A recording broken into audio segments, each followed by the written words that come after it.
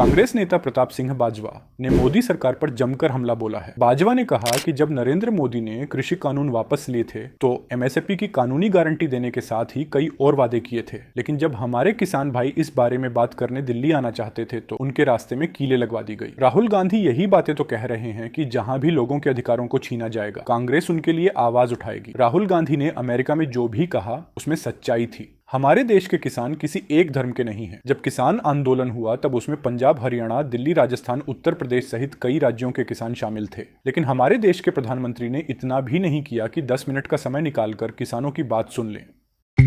पंजाब के पूर्व मुख्यमंत्री चरणजीत सिंह चन्नी ने बीजेपी के बयानों पर पलटवार करते हुए कहा कि बीजेपी सिखों की आड़ लेकर राहुल गांधी को बदनाम करने की कोशिश कर रही है। राहुल गांधी ने तो सिख समुदाय के लिए चिंता जताई थी। उन्हें डर था कि देश में जैसा व्यवहार एसएससी, एसटी, ओबीसी और अल्पसंख्यकों के साथ किया जा रहा है कहीं सिखों के साथ भी ना होने लगे। उन्होंने तो सिखों के हक में बात की। हम उनकी सराहना करते हैं, लेकिन बीजेपी को इस बात की तकलीफ है कि राहुल गांधी ने सिखों के हक में बोला है, इसीलिए वह उनकी बात को तोड़ मरोड़ कर पेश कर रही है। बीजेपी सिखों की भावनाओं के साथ खेलना बंद करें। कांग्रेस नेता सुप्रिया ने तमिलनाडु के मामले में बीजेपी पर हमला बोला है। सुप्रिया ने कहा कि तमिलनाडु अपने लोगों और अपने संस्कृति का यह अपमान नहीं सहेगा। यही कारण है कि बीजेपी पेरियार की धरती पर आज तक खड़ी नहीं हो पाई है। कारण साफ है, बीजेपी लोगों का तिरस्कार करती है, जो इस देश का कोई भी राज्य नहीं सहेगा। यह निर्मला सीतारमण का घमंड है कि उनसे महंगाई पर बात करो तो कहती हैं, मैं प्याज लहसुन नहीं खाती हूं इस सरकार का। हर मंत्री अहंकार में चूर है, जिसके जनक प्रधानमंत्री मोदी हैं। बीजेपी और निर्मला सीतारमण को माफी मांगनी चाहिए।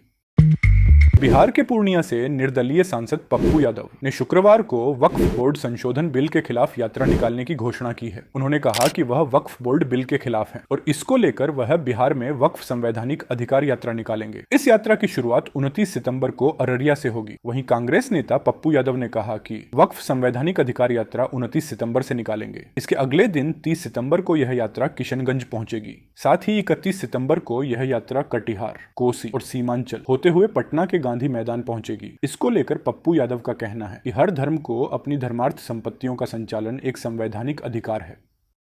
आरजेडी नेता तेजस्वी यादव ने एनडीए सरकार पर हमला बोला है। उन्होंने कहा कि बिहार में 20 सालों से एनडीए की डबल इंजन की सरकार है, फिर भी सत्ता के स्वार्थी इन लोगों ने मिथिला के लिए कोई विशेष काम नहीं किया। अगर हमारी सरकार बनी तो हम एमडीए यानी मिथिलांचल डेवलपमेंट अथॉरिटी बनाएंगे। यह प्राधिकरण मिथिलांचल के चहुमुखी विकास के लिए गेम चेंजर होगा। दरभंगा और मधुबनी जिलों में 4 बार से एनडीए के सांसद हैं। दरभंगा और मधुबनी में अधिकांश विधायक एनडीए के ही हैं, लेकिन दोनों जिले पिछड़े हैं। हमने केवल 17 महीनों के अल्प कार्यकाल में अपने अधीन विभागों में यहाँ कई आरबी सड़कें और एम्स को डीएमसीएच से निकाल शहर के बाहर शोभन बाईपास के पास लेकर गए तथा अन्य विकास कार्यों को स्वीकृत किया।